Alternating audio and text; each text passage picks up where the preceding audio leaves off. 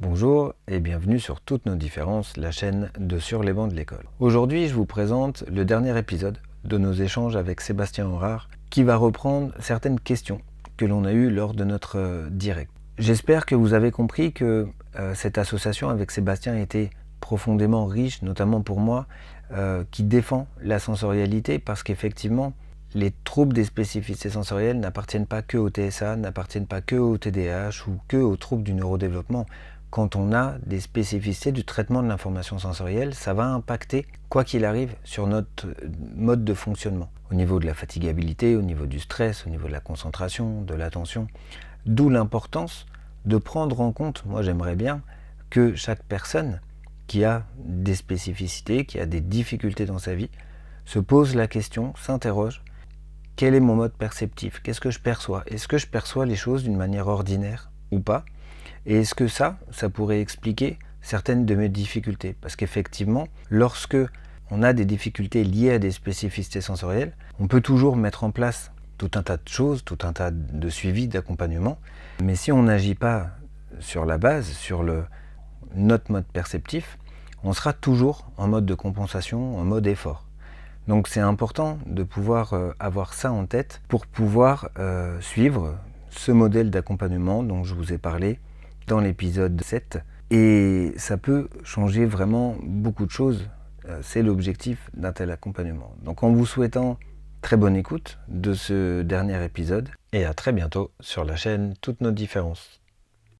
Je vais prendre effectivement les deux questions. Comme ça, on va pouvoir se poser. Je l'ai choisi vraiment au hasard, je l'ai dit au fur et à mesure. Donc ça, on a répondu en partie déjà. C'est vrai que tu as parlé à un moment donné, notamment du passage à l'adolescence et du lien avec les hormones. Je trouve ça assez intéressant. Et il y a eu une question à ce moment-là d'Auréline sur le sujet. Est-ce que tu sais s'il y a des particularités, des changements, parce qu'on parle de plus en plus dans le cadre du TDAH, entre femmes, les hormones, périménopause notamment, les aspects de passage de changements hormonaux à l'adolescence, le lien au TDAH. Est-ce que tu as connaissance d'informations qui relient effectivement ces notions aussi au travers de la sensorialité? Est-ce qu'on a des choses sur ces notions-là? Je trouve la question vraiment pertinente par rapport aux thématiques actuelles, tu vois, qui sont traitées dans le cadre du TDAH notamment. Alors, les éléments qu'il y a et qui sont clairs et définis et qui amènent aucun débat, c'est effectivement des périodes clés euh, sur 5-6 ans, 11-12 ans, 15-16 ans et le passage à l'âge adulte. C'est des périodes avec changement hormonal important et qui, tous ces changements-là amènent ce qu'on va appeler des crises, enfin peuvent amener en tout cas dans le TSA, ce qu'on va appeler les crises d'hypersensorialité, c'est-à-dire une exacerbation de tout le système sensoriel. Mais chez toutes les personnes, sans parler de crise, il y a d'ailleurs quand on voit le changement corporel, quand on voit le changement de caractère, quand on voit la prise de position des gens, même voilà, les enfants qui vont se mettre à plus s'affirmer, à plus s'énerver, tout ça, ça montre effectivement que d'un point de vue perceptif, il y a aussi une évolution. Donc, ce qui est sûr, c'est que il y a dans des périodes déjà bien identifiées pour tout un chacun, autour de l'enfance, la préadolescence, l'adolescence et le passage à l'âge adulte, des périodes assez charnières qui vont durer quand même plus ou moins longtemps en fonction de chacun, mais qui peuvent durer jusqu'à 1-2 ans, une année, 2 années, où la sensorialité va être exacerbée, va être encore plus difficile en termes de modulation et de réactivité. Et puis, alors après, euh, il y a effectivement, quand on a des troubles sensoriels chez les femmes, ce qui est plus complexe, c'est que ce cycle, bah, il est très cyclique et le cycle revient assez souvent.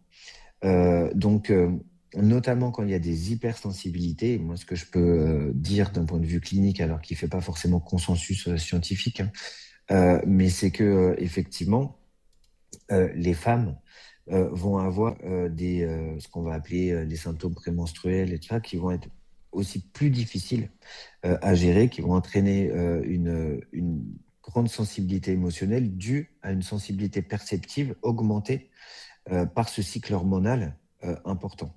Et en encore une fois, c'est clinique, ce que je vais vous dire, et pas un consensus. J'ai pu observer quand même chez certaines patientes que certaines pilules pouvaient diminuer les troubles sensoriels dans cette période-là, et donc du coup améliorer les symptômes prémenstruels, notamment quand il y a des pilules en fait qui... alors je suis désolé, je suis nul à retenir tous les noms par cœur, contrairement à toi, mais tu sais, les pilules constantes que tu prends et qui empêchent d'avoir les règles. Je suis pas très informé sur le sujet. En fait, il y a des pilules qui permettent de plus avoir ces règles du tout. Ok. Et en fait, ces pilules-là peuvent vraiment diminuer, et notamment dans certaines institutions avec lesquelles je travaille, certains médecins psychiatres qui préconisent ces pilules-là pour des adolescentes. Alors là, moi, je parle de gros troubles du comportement, hein, souvent des personnes non-verbales. Mais du coup, effectivement, on voit que lorsque ces personnes n'ont plus leurs règles, euh, avec de la médication, mais du coup, ont une diminution réelle des troubles du comportement liés aux hypersensibilités sensorielles. Ok. Voilà. C'est les pilules microdosées, c'est ça? Voilà, c'est ça, merci Merci beaucoup. Anne. Merci Anne-Laure pour le message. Merci. Mais voilà, ça reste sur des observations comme ça, et ça mériterait vraiment de pouvoir, notamment autour de questions de la pilule et tout ça, d'avoir des recherches. Mais en tout cas, ce qui est sûr, oui, c'est que les cycles hormonaux chez la femme vont aggraver certaines hypersensibilités sensorielles, euh, parce que les hormones interviennent dans le traitement de l'information sensorielle, quoi. Ok, super. Et donc, deuxième question. Oui, Cathy, je vais prendre ta question. Euh, alors, sa question, elle est intéressante parce que ça revient à cette idée des différents, justement, systèmes sensoriels. Donc, comme tu disais, avec les 10 sens différents, avec cet aspect de certains en hyper, certains en hypo, et ainsi de suite. Et sa question, en fait, c'était...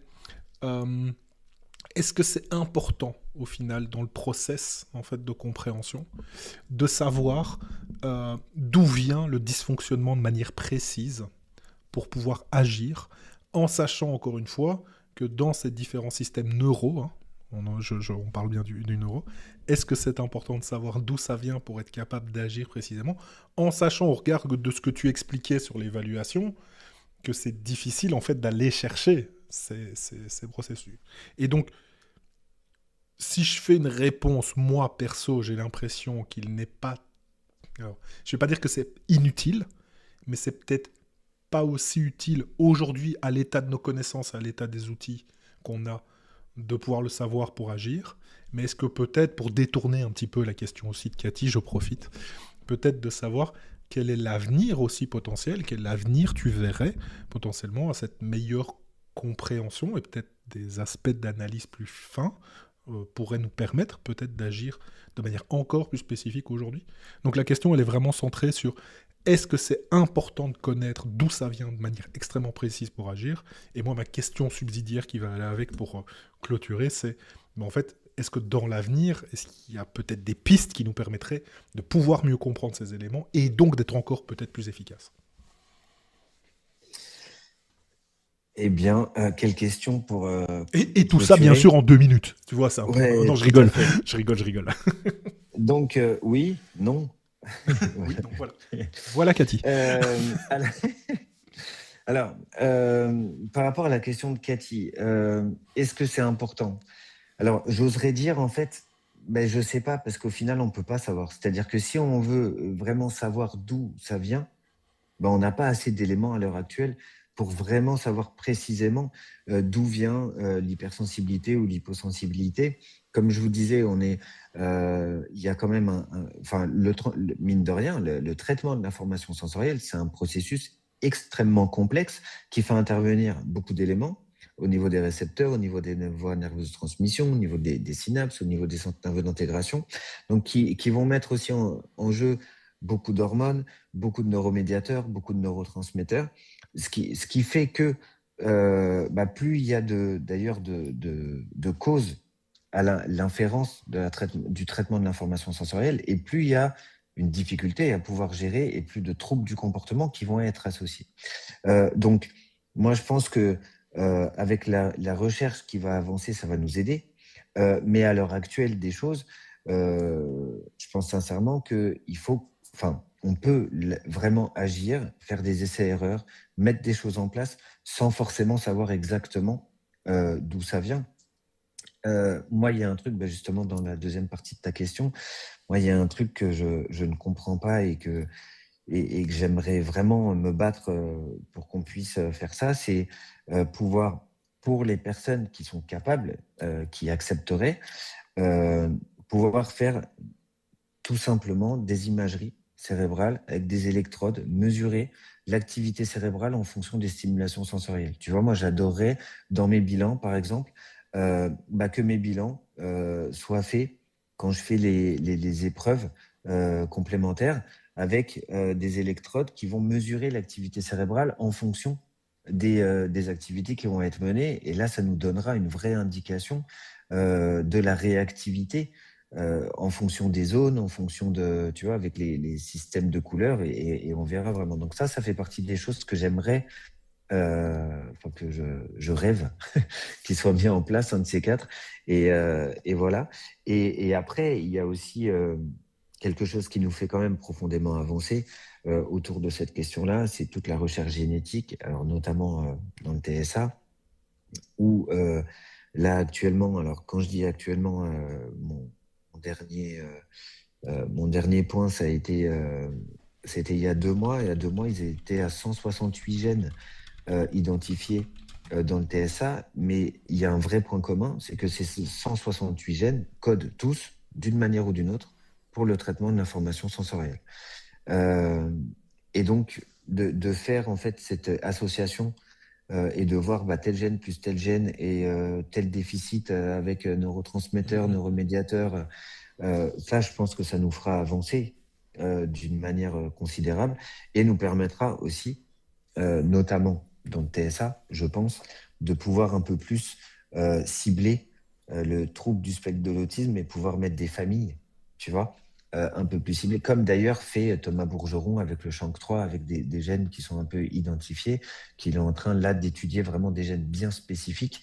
Euh, et c'est en train de déterminer une famille à part entière, du coup, voilà, par rapport à des mutations. Donc, les deux choses, effectivement, pour l'avenir, je pense que ça serait.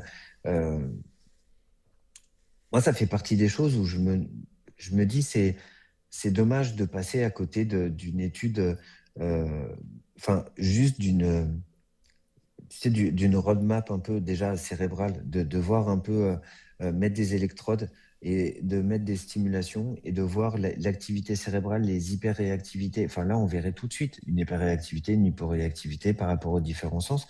Après, bien évidemment que mettre des électrodes sur une tête, tout le monde n'est pas capable de pouvoir supporter ça. Et puis, et voilà. Mais après, ça permettrait d'avancer certaines choses et de pouvoir un peu plus cibler les interventions aussi.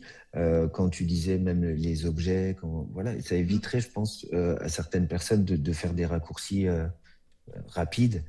Et voilà. Et puis la génétique, de toute façon, je pense que la recherche génétique pourra vraiment donner pas mal de réponses aussi. Mais ça, c'est vrai que je pense qu'elle est infinie, la recherche. Bah, regarde, Mais t'as bon. Florian qui nous dit un petit doctorat pour aller creuser tout ça. Ben oui, alors Ah, là, tu ça y est, je vois, l'ai lancé là. ouais, là, Florian, vous enfoncez le couteau dans la plaie. C'est-à-dire que ça fait partie des problèmes que l'on a en France. Je ne suis que psychomotricien. Et donc, du coup, absolument pas du tout habilité à en prendre des démarches de doctorat. J'ai essayé, mais Ah je ouais, suis j'ai une obligé de. collègue, j'ai Ouais, une collègue qui a fait une thèse de doctorat en étant psychomotricienne. ouais, mais elle a dû faire avant. Avant, elle a dû faire un master de je sais pas Ouais, c'est quoi pour pouvoir possible. après rentrer dans le truc. Ok. Voilà. Bon, bah faire Et un la master et après un recherche, doctorat. Tu vois. ouais, c'est ça. Et la recherche, j'aurais adoré aussi faire Mm. partie de la recherche, mais je ne suis que psychomote. Mais Voilà. oui, mais tout ça, ça me passionne.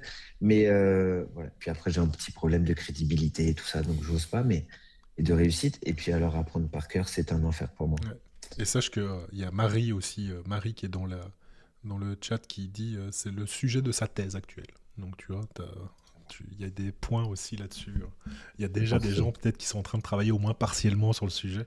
Et donc, on a quand même des choses effectivement à construire là-dessus. Oui, Florian Lafargue, qui lui aussi est psychomotricien, justement, et qui disait ça. Ok. Et Marie dit qu'elle va te reparler du sujet. Donc, n'hésitez pas, évidemment, prenez contact, évidemment, avec Florent pour lui en parler. Ça lui fera extrêmement plaisir, même si vous ne le traînez pas dans le doctorat. En tout cas, ça l'intéressera de participer à de la recherche et de pouvoir aussi avancer là-dessus. Bien, Florent, je propose qu'on s'arrête là, si ça te va. Enfin, même si ça ne te va pas, en fait, on va s'arrêter là. Merci d'avoir suivi cet épisode consacré à certaines de vos questions et merci d'avoir parcouru toute cette série avec nous. On espère que ces échanges vous auront apporté des clés concrètes et une meilleure compréhension de la sensorialité. Un immense merci à Sébastien Henrard pour la richesse de ses apports. Merci d'avoir initié ces échanges, je lui en suis profondément reconnaissant. Merci à vous, famille, personnes TDAH, professionnels, personnes TSA, pour votre écoute et votre engagement. Merci à tout le monde. On vous retrouve très bientôt pour de nouveaux contenus, toujours avec la même envie, comprendre, accompagner et valoriser toutes nos différences. En attendant, abonnez-vous à la chaîne.